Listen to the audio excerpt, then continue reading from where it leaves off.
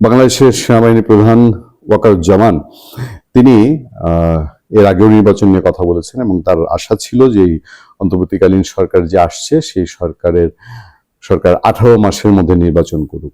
যদিও 18 মাসটা কিছু বেশি লাগছে, 20 মাসের মতো লাগছে, তারপরেও বাংলাদেশের সেনাবাহিনী নির্বাচনের জন্য পুরোপুরি প্রস্তুত এবং সেনাপ্রধান নিজেও এর মধ্যে দেশে বিভিন্ন জায়গায় ট্যুর করেছেন, নির্বাচনী প্রস্তুতি নিজে দেখেছেন।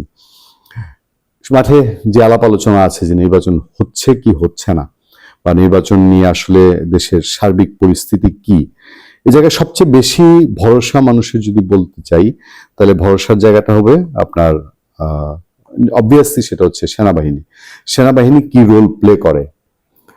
সেনাপ্রধান স্পষ্টত এই নিয়ে তার অবস্থান পরিষ্কার করেছেন।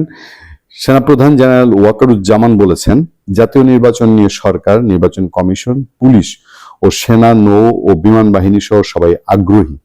মেসেজ পরিষ্কার যে তারা যে নির্বাচনটা চাচ্ছেন এটা খুব পরিষ্কার। আমি এর আগে আপনাদের কয়েকটা আলোচনায় বলেছি, বাংলাদেশের শক্তিশালী পকেট যেগুলো, স্টেক হোল্ডার যারা, তারা চায় যে নির্বাচনটা হোক। এভাবে একটা দেশ চলতে পারে না। প্রশাসন বলেন, পুলিশ প্রশাসন বলেন, সামরিক বেসামরিক যে কোনো প্রশাসনের কাছে একটা নির্বাচিত সরকার একটা ফর্মাল বডি, সেই ফর্মাল বডির সাথে কাজ করা অনেক সহজ। তিনি সেনাবাহিনী প্রধানদের গাজীপুর জেলা পরিদর্শন, মঙ্গলবার তিন বাহিনীর প্রধানদের গাজীপুর জেলা পরিদর্শন, আইন শৃঙ্খলা রক্ষাকারী বাহিনীর কর্মকর্তাদের সঙ্গে মত বিনিময় সভায় তিনি এই কথা বলছেন। সেনাপ্রধান বলেন, সুন্দর নির্বাচন করার জন্য আমরা সক্ষম, নির্বাচন নিয়ে সবাই আগ্রহী। নির্বাচন নিয়ে সরকার, নির্বাচন কমিশন, পুলিশ ও সেনা, নৌ সবাই, সেখানে নির্বাচন না হওয়ার কোনো সুযোগ নেই, সেখানে নির্বাচন না হওয়ার কোনো সুযোগ নেই। সেনাপ্রধান জেনারেল ওয়াকারুজ্জামান আরো বলেন, নির্বাচনকে প্রভাবিত করার জন্য বিকাশের মাধ্যমে কিছু মানি ট্রানজাকশন হতে পারে। আমরা নির্বাচন কমিশনের সঙ্গে কথা বলেছি, কিছু ক্রিমিনাল অপরাধী থাকতে পারে, সবাই এ ধরনের অপকর্ম করবে না। তিনি বলেন, নির্বাচনের দিন যারা রেগিং এবং ভোটারদের ভোট কেন্দ্রে যেতে বাধা দেবে তাদের বিরুদ্ধে সেনাবাহিনী অ্যাকশন নেবে। অপরাধ করলে যতটুকু আইনে রয়েছে ততটুকু শাস্তি পাবে। সভায় নৌবাহিনী প্রধান এডমিরাল এম নাজমুল হাসান বলেন, দিন রাতে বিভিন্ন সময়ে অপারেশনের মাধ্যমে দুষ্কৃতিকারীদের আটক করা হচ্ছে। সবসময় যেন তারা ভয় ও আশঙ্কার মধ্যে থাকে সেই পরিবেশ অব্যাহত রাখতে হবে। আমাদের সবার উদ্দেশ্য একটাই, সুন্দর, সুষ্ঠু এবং নিরপেক্ষ নির্বাচন করা। এবং বিমান বাহিনী প্রধান air chief marshal Hasan Mahmud Khan তিনি বলেন, সুষ্ঠু নির্বাচনী পরিবেশ নিশ্চিত করতে হবে আমাদের। সে উদ্দেশ্যে সাধারণ ভোটারদের মনে আস্থা জোগাতে হবে।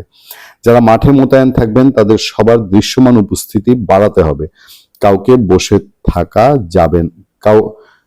বসে থাকা যাবে না।